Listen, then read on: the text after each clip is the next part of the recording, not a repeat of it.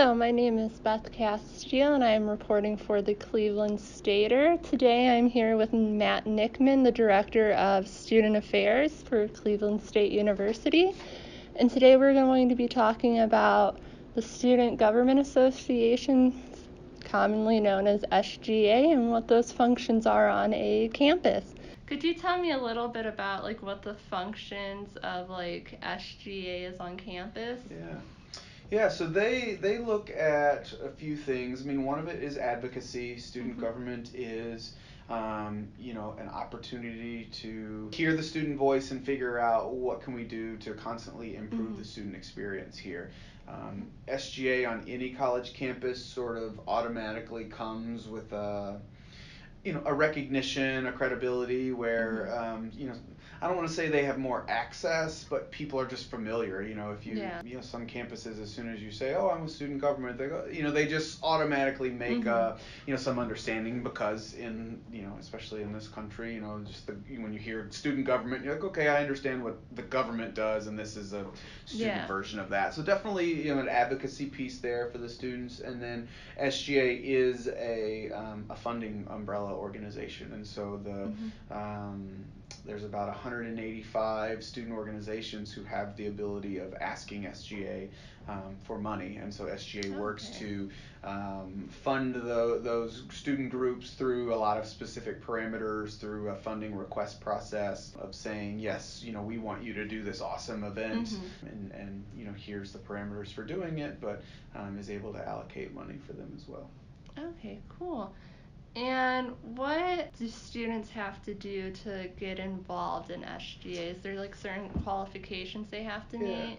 Yeah, so there's I don't know it off the top of my head. I don't know if it's a 2.5 or a 3.0 GPA. So there's some different process depending on what time of year that they join. So right now, the Board of Elections just did the election process, whether it was for executive board or for a senator for next year. And so that was you submit your application, we made sure you were eligible, and then from there, there was student elections and all of that. So that's kind of the easy one. In the fall, especially for our first year senators, transfer students who want to get involved, or someone who maybe said, I met with a student recently who's just now decided, I think in the fall I want to join student government. So that one, there's a different process for, announcing your application process. I believe they have to get 64 signatures just for just to, put a little bit of teeth to it, and then there's an interview process, and then the Senate and maybe I don't know off the top of my head, the Vice President or the Speaker of the House sort of selects and then ratifies those people. So definitely there's opportunities to get involved through there. Cool. And just because you did mention the Board of Elections, is there a difference between SGA and that? Yeah, they're completely separate. So the Board of Elections, it's been changing the past couple years, especially, I've only been here for about a year, so I don't know, its origination, its journey, the beginning. But the goal is that the Board of Elections is there to facilitate or assist any student group within student elections. The reality, the implementation of that, especially the past several years, has been that the Board of Elections facilitates student government selection as sort of a third party, secondary party entity who is not affiliated with student government, but runs their process. And so it's a little bit, we're trying to clear it up a little bit. I think it's been in a transition the past couple years, so we're trying to make it a little bit more seamless. Okay, and just so I'm clear on it, is the Board of Election, is that student run?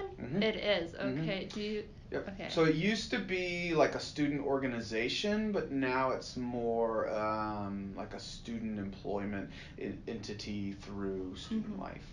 Okay, cool. And do they have to meet the same requirements or qualifications as somebody who would want to go into SGA, or is that a little different? Yeah, so they get hired as sort of a student employee on campus, and so they have some of those parameters there. For a lot of our positions, there's GPA and other requirements for that. Okay, cool. Yeah, I had no idea. I'm learning so much. Yeah.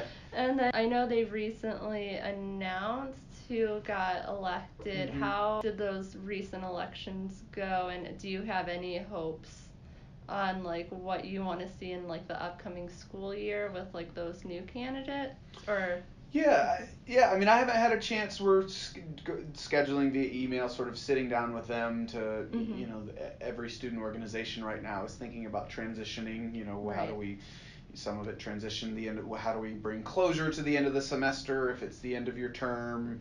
How do we leave for summer and take a break, but also, you know, have the right mindset? You know, some groups more than others have some summer to-do lists of you know, things to get prepared for the fall, and do some goal setting and figuring out what are the action items affiliated with that. Okay. And then, yeah, this is a very quick interview. I felt bad that I kind of switched it up on you, so I do apologize. But is there anything that you think would be important for students to know about SGA? Because, like I said, I don't know if it's just like the commuter in me. I like know nothing about anything on campus, so it is an interesting like topic. Like I again don't know much about it. You know, I think every group, um, you know, any group that it's tasked with being the voice of the students, or being able to say we want to hear feedback from students, it's always a noble process, whether that's a staff or a student organization, or, you know, I know, thinking through our own work that we do where we try to get things out to all of the students, when you put that in reality of then now that, okay, well, that's 17,000 students, and that's different levels of checking their email, and different levels of checking their CSU email, and different levels of using and staying up to date with OrgSync, and so I think student government, just like any group on campus, is always, you know, they have their vision and their values, but they're always kind of you know, reclaiming their identity every year based on the executive board that's there, and being able to be flexible to the issues and concerns and culture that's going on campus. And so, you know, I think it's not always, students want to know what to expect from SGA, and I think they can always know to expect that SGA will listen to them, and SGA will figure out, you know, what they can do to help the students, but SGA also isn't, you know, we have a campus activities board, so SGA isn't a program board, you know, but through advocacy sometimes there is some programming, and you know, the SGA traditionally has done a housing fair to, you know, assist with students, and so I think the biggest thing is just, you know, talk with them. You know, they try to do what's called interaction hours, or, you know, they're always struggling. I think any student group who wants to interact with the entire student population struggles, because that's 17,000 students who are here at different times, have different needs, communication styles, and everything like that. Okay, this has been Beth Casteel and Matt Nickman reporting for the Cleveland Stater. Thank you.